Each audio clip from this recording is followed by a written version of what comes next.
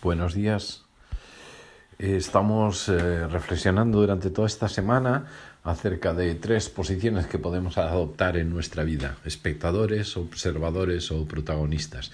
Y hoy vamos a ver el ejemplo de un pastor protagonista, valiente, frente a un rey y un ejército que se convierten en espectadores y además amedrentados.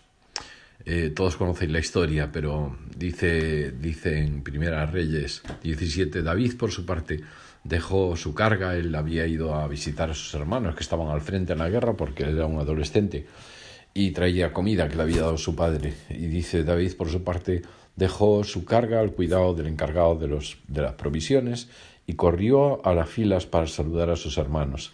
Mientras conversaban, Goliat, el gran guerrero filisteo de Gat, salió de entre las filas para repetir su desafío.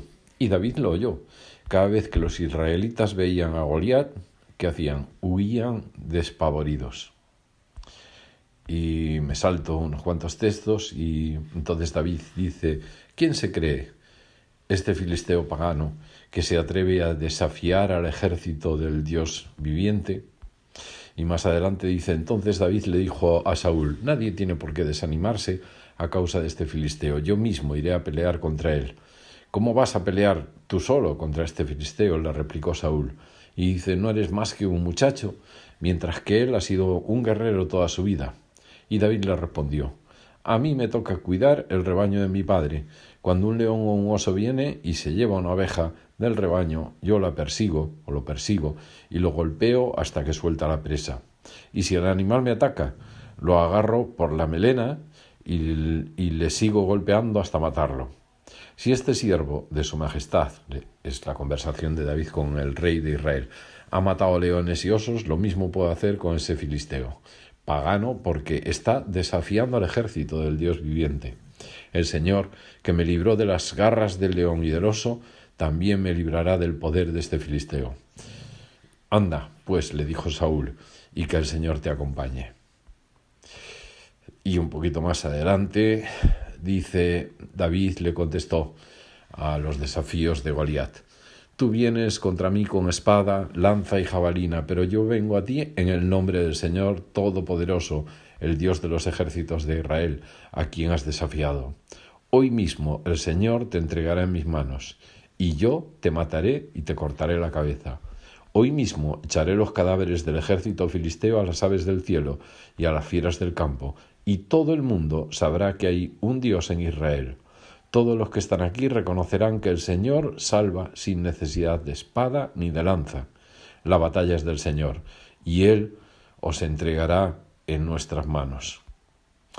Aquí encontramos a un David como un protagonista valiente, un adolescente humilde, sencillo, pero con mucha experiencia de lo que es el poder de Dios a través de una persona.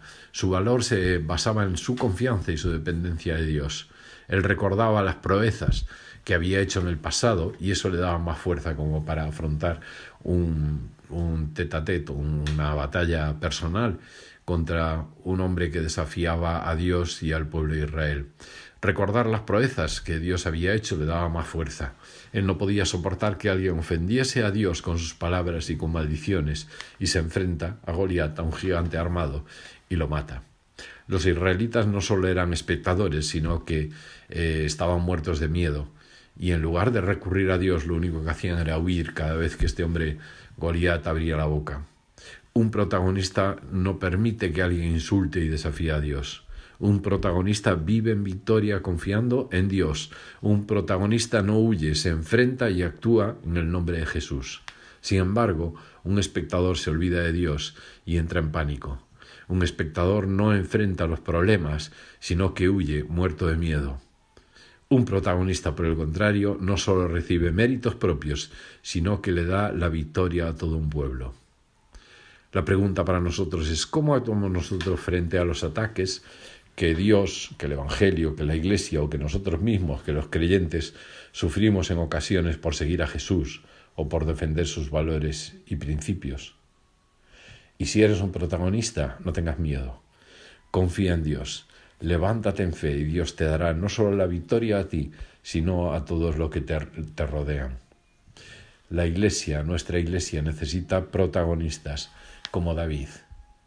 Y no podemos actuar como el resto del pueblo del ejército de Israel, incluso su rey, que cada vez que un enemigo abría la boca e insultaba a Dios, salían huyendo, llenos de pánico.